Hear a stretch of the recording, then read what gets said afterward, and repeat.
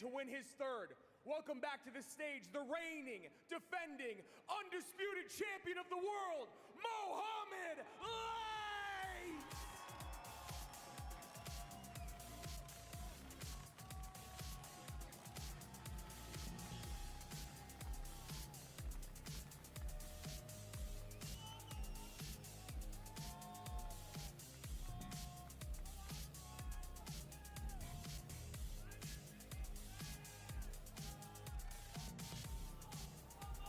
And looking to punctuate his World Finals debut with defeating the GOAT, the hometown favorite. Give it up for Ian!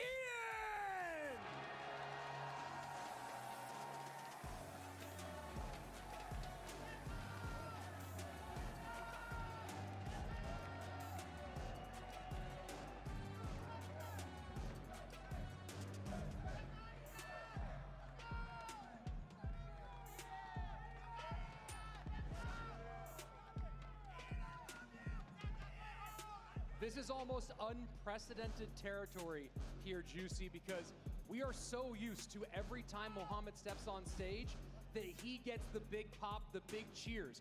And for the first time ever, we heard a fairly quiet room, and then the cheers go, Mohamed Light and Ian, let's go. We're into game one, both players locked in. Good luck from both players, and a wall breaker's in the back from Mo. I really like this play. Not a huge surprise. Mohamed has opened with this a few times. Royal Giant is the show for Ian. Yeah, and Mo's just going back to his bread and butter, his comfort. He won 4 20-win challenges on 4 different accounts with this Minor Poison Ice Wiz control variation. Are you surprised to see him go here again, though, given that we essentially just had that same conversation? You know, I'm not. I think that no matter what, you know, if you take a loss with your best deck, it's still your best deck, and you can take what you learned previously and kind of apply it into this game. Ability does put a little bit of damage onto that Royal Ghost. Mighty Miner will finish off the Fisherman. First minute away, and just a little bit of chip both directions. It's really interesting to see the Firecracker variation from Ian with the Royal Giant. I think it could be good, just apply some pressure, and it's going to help versus the Goblin Hunts as well. Big connection for Mohamed. Now opens up the scoring. Yeah, another thing to think about once again is what spell do you choose with your Royal Giant deck? In this sort of situation, I think a Fireball is a little bit... Wait, he's not... Wait, is he using Mega Knight? Hog? I'm not sure. What a fascinating choice. The MK here. I kind of like it though. The Mega Knight historically does really, really well versus these ship-type decks, able to defend and counter push with that big 7-elixir card. Wait! And another connection for Mohamed.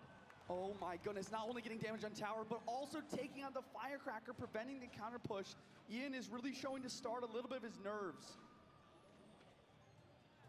We have not seen a ton of Mega Knight here. You see Ian with the oh no Goblin emote. Classic Ian trying to get into his opponent's head. I talked to a few players. A lot of them are saying that they always mute emotes when going against Ian, just to try to prevent that sort of mind games. Wall breakers don't get through this time. Evo Mega Knight not able to take care of the hut. And now Mohamed Light starting to put on the pressure. Evo breakers coming in from Mo on the left-hand lane. No Barbaro and Cycle. That's wow. Double Evo wall breaker connection. Oh my goodness. Double hut down. Regular Mega Knight into a Mighty Miner. I really like the use of the Goblin Hut to pull the Fisherman in to allow the Mighty Miner to do work on those Mega Knights, but here comes the Evo.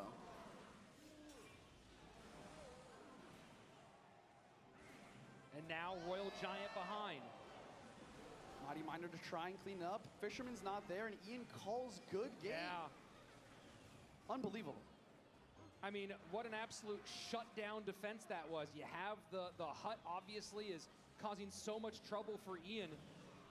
But then you have the Evo Skellies just completely devastating all of that push. And Ian knows that it's going to take a miracle to get game number 1. Mega Knight built up in the back once again, but the Barb does get one hit. I wonder if Ian needs to get either 2 Royal Giants or maybe even 2 Mega Knights on the board and triple elixir to make this happen. And he's still eating wall breakers. Really nice mighty ability. Kind of just preventing damage to the right, but also cleaning up the ghost on the left at the same exact time. And just the hardest thing for Ian here is the dual lane pressure has been unrelenting. Yeah. And he's had no real way to control this game in both the left and right side. And that is what the change to the 3-card cycle is about. You know, it hurts Hog sometimes, but being able to have, oh my gosh, with the wall breakers, but being able to have multiple mighties on the board to defend is huge. 2 Mega Knights down, Evo Royal Ghost as well. RG on the right-hand side. This might be it. There's a lot on the board here. Ian might have to ignore the miner and just go after it. E-Spirit to hit. Will the Royal Giant turn around? Mega Knight all over the place. 48 HP. Lightning in. Can the Royal Giant do it in time? Can the Royal Giant do enough? It's not going to happen. Poison down. Mohamed Light wins game number 1. Wow. I mean, when I saw the double Mega Knight, I was like, this is what I was talking about. The double Mega Knight push with the Evo Ghost and Cycle. Ian did everything in his power in order to curate the perfect attack in order. You see a good luck from Ian. He's got the Cannoneer Tower. Most likely either going to be Mortar or Hyperbait, based on my knowledge. And he's got a gang, so really could be open to either. So Ian going Cycle as maybe we thought. Question is, what do Mohamed Light and Allen have ready for it? Firecracker guards. Going to be either Hog or Royal Giant paired with that Firecracker. Skeleton Barrel from Ian. E-Spirit is in the deck here. Wow. And the Ghost. That's what we just talked about, right? Ghost not played in that previous deck as it normally would be, available and in use here. Log gonna come through, kind of protect the Electro Wizard, force Mohamed Light to spend more elixir, or decide to take a hit. Mo is not too worried to take a hit on the right-hand side because he's already taken damage to the left, kind of letting Ian split up the damage to try and conserve that elixir advantage. What do you think Ian's looking for with the E-Wiz pick here? You know, I think it's good versus bait. Obviously, any sort of Mighty Miner or Inferno Dragon deck, it's going to be great for. But ever since the buffed Electro Wizard, it's actually a lot stronger than people realize. And obviously, kind of using it as a secondary spell on defense can be super important. Here we go. Hog in, E-Wiz high. And this is going to shut down this Hog with no hits. And Ian's starting to open up some damage here. Yeah. Both players kind of feeling each other out, trying to figure out what's good. Ian's tower definitely starting with a little bit less HP overall and a little bit of a lead, but Mo is always taking that sort of thing into an account. Hog in, high mortar. I wonder if Cannoneer can shut this down. He's not sure, so he drops the Electro Wizard. Evo Ghost on the board. Can he protect that in order to get the counter push? Doesn't look like it. The E-Wiz does a good job, though. Here we go. Fireball in. Skeletons all over. Log comes down. I'm trying to figure out what Mo's last card is. Obviously, it could be Earthquake, but he didn't use Lightning previously. So that Lightning could be a difference maker, although I think he'd much rather Earthquake for the Mortar and for the Goblin Gang. Little splash on that tower from the Firecracker. Skeleton Barrel opposite lane from Ian.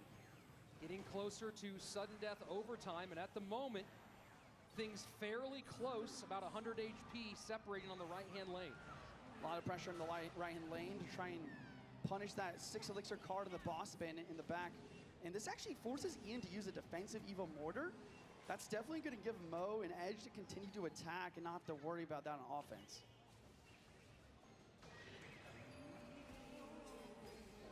And Evo Ghost right onto the Boss Bandit, but Ghost gone. Yeah, I mean, we talk about mini metas in Clash Royale League. I mean, we really don't see much of boss bane in the normal game, but the boss bane has really shown up to be very powerful in this tournament. And the combination of the Cannoneer and the King Tower able to work together and support these troops, doing a good job so far as Ian from keeping these hogs from connecting. Will the Ghost clutch up? It does, and the log will drop as well, but Ian does continue his advantage, getting that Evo Skeleton Barrel drop on tower. Some chip damage there Ian didn't want to take. Goes Mortar opposite lane again. Hog down. Pre-log? And that pre-log is huge. Wow. Huge hits from cycle. This might be Ian's chance to make it to game 3. Mortar cannot connect. Lightning in the clear. Lightning really cleans up and gets damage on the Princess Tower. Sorry, the Cannoneer Tower on the right. 1483, 1694. This battle has become about the right-hand side. Fireball cycle puts this within 4. Log takes the lead for Ian. Tesla does pull the skeleton. The fireball is in, but the lightning goes as well. Fireball trying to create the connection here. Is there a mortar? Is there an E-Wiz? Can he stop it?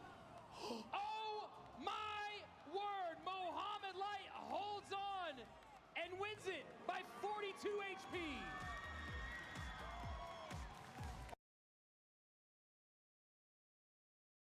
Ever seen Mo so almost unhappy about winning that game. I think he's feeling for his opponent here.